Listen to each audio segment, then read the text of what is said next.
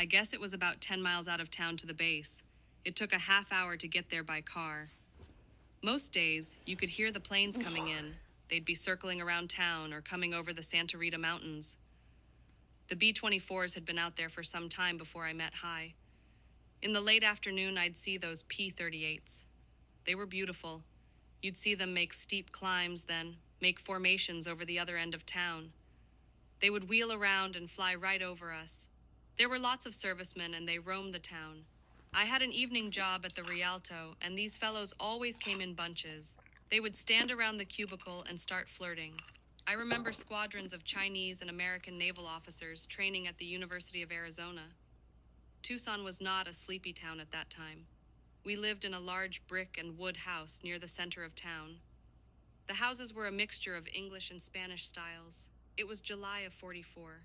I was a little over 16 years old and in my last year of junior high school. I met Hy the second day he was in Tucson. He had decided to take walks through town to see what he could find. Later, he told me he had walked 20 blocks from the university towards the mountains, and then towards Paseo Redondo, where all the big homes were. That summer, I was working in a neighborhood store owned by an Oriental named Joe Wee. My family always bought groceries there, and he repaid my dad by having us work for him. My sisters had all worked for him, so now it was my turn. Hy ended up walking down my street. It was just about 10:30 in the morning when he strolled into Joe Wee's.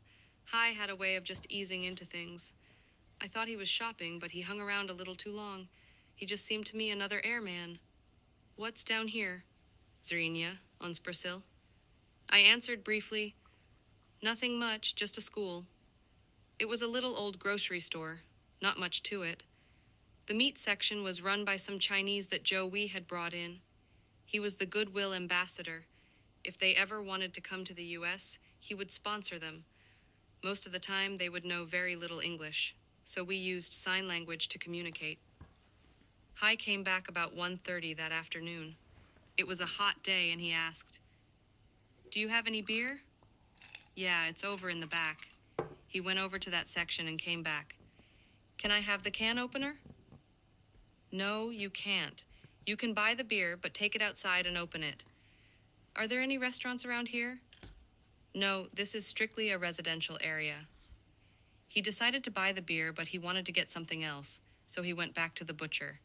He asked for some lunch meat for a sandwich, and the Chinese started to talk among themselves. An argument started and went over to see what was the problem. Hy said, "They don't want to make me a sandwich. I don't have any ration points. If there's no restaurant, at least I can have a sandwich and a beer outside." The Chinese clerks were following our conversation, and one of them said, "He get no meat, he have no points." Hy looked at me kind of funny. Then he told them, "How can I have points? I'm in the army. How am I supposed to have lunch? The Chinese says, you go to restaurant. But there is none." "Too bad." So I said, "Okay, I'll give him the points. You give him the meat." Hy came back to the register and paid for everything. "How come you did this for me?" "Well, obviously you're hungry. You need the sandwich, and I don't think my family will miss the points. There's 8 of us at home, and we have more than enough ration books to cover it." He went out the door with his beer and sandwich and a can opener. About 5 o'clock, I had to close the store, and Joe Wee came back. He was very sharp and observed everything. "How come there's a soldier hanging around?" "I don't know. They come and they go." "Yeah, but there's one hanging out there now." "You just came in. How do you know?" "Oh, I know." Sure enough, when I went outside, there he was, a few hundred feet away on a bridge over the arroyo. Hy was just hanging around, and he said hello to me as I went by. I quickened my step, but he followed and asked, "Do you mind if I walk with you?" "No, it's all right." "Why? Where do you live?" The usual get acquainted questions. I was carrying the loaf of bread left over from his lunch and some milk. "Which way is town?" "Town is that way." I pointed south. "I guess you're at Davis Monthan?" "Yeah." I was really in a rush to get home because I had a date. I told him several times, "Town is that way." I figured he was from back east, but I wasn't interested. I had to change into my high heels and get off these bobby socks. "Do you mind if I walk this way with you?" No, you can pick up the main street from here also. I was delivering milk to my next-door neighbor who had a new baby. Jimmy's wife was sitting outside on the patio when I got there. I went in, and Hy was standing behind me, so she said, "Oh, you have a friend?" "Not really a friend. He's just walking back to town." She says, "Hi, why don't you come in and have a cup of lemonade or a Coke? It's hot." I didn't really want her to encourage this guy, but he hung on. "Hey, I have to go home." She says, "It's okay. He can stay and finish his drink. Don't worry about it." They were very gracious because they had 4 in the service. I said I had to go, so he thought I was just going into the kitchen with the milk and bread. Hy starts looking at the family pictures in the living room. "You must be very proud of them." "It's really a nice family," I said. He's looking at my neighbor's sons and thinking they were my brothers. The guys were all amateur boxers, and the pictures were with their boxing gloves on. I said to Jimmy's wife, "I'll see you later," and went out through the kitchen, into the backyard, and back home. The next day, I went to work, and Hy walks in again. In fact, he walked in every day after that. "What happened to you last night?"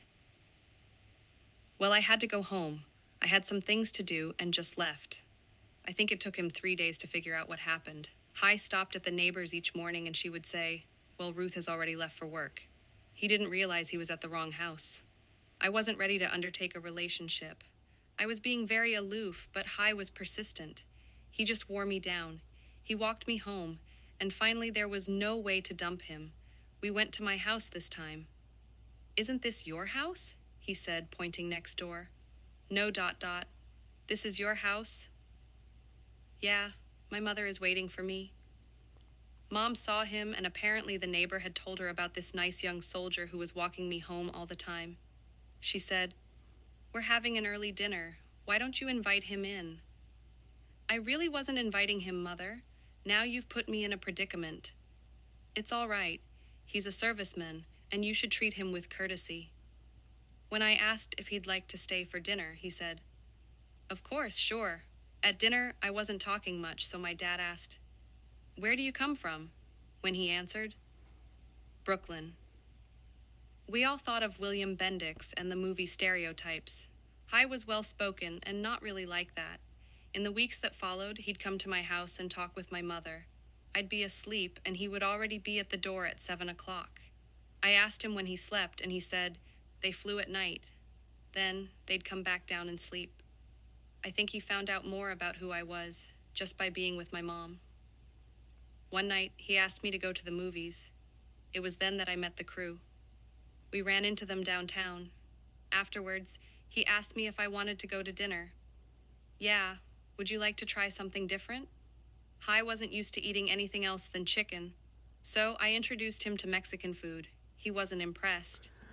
Joey had a big Cadillac, and he asked Hy if he wanted to take me up to A Mountain, the local lover's lane. "I don't want any of that," I said. "Please don't encourage him."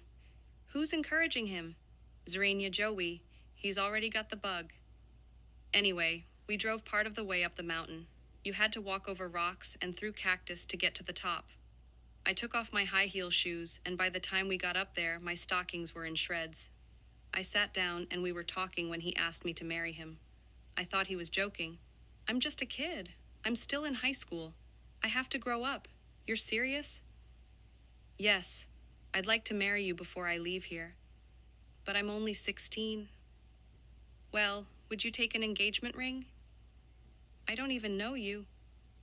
"Well, I'd be here a month longer, and maybe you can come to some conclusion. If we don't get married, you'll probably be gone by the time I come back." "If I come back..."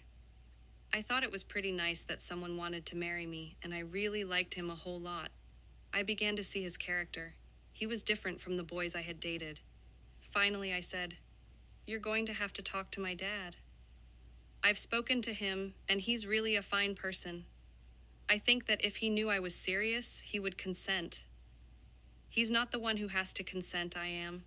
I really gave him a lot of flack. My dad told me that Hy was a fine person and more grown up than the people I had dealt with before. "Yeah, but servicemen grow up pretty fast, Dad." "No, Ruth, not always." He said he would not interfere. Ultimately, it was my choice. He felt that whatever you did, You had to take the consequences with it. Hy wanted me to take a ring, and I asked my mother. She said, I don't see any reason to hold back as long as you're not marrying him now. If you take the ring and then when he comes back, you'll be older. I accepted. Soon after, it was time for the crew to move on. He mailed the ring to my mother, and she put it on my finger. I promised him I would wait.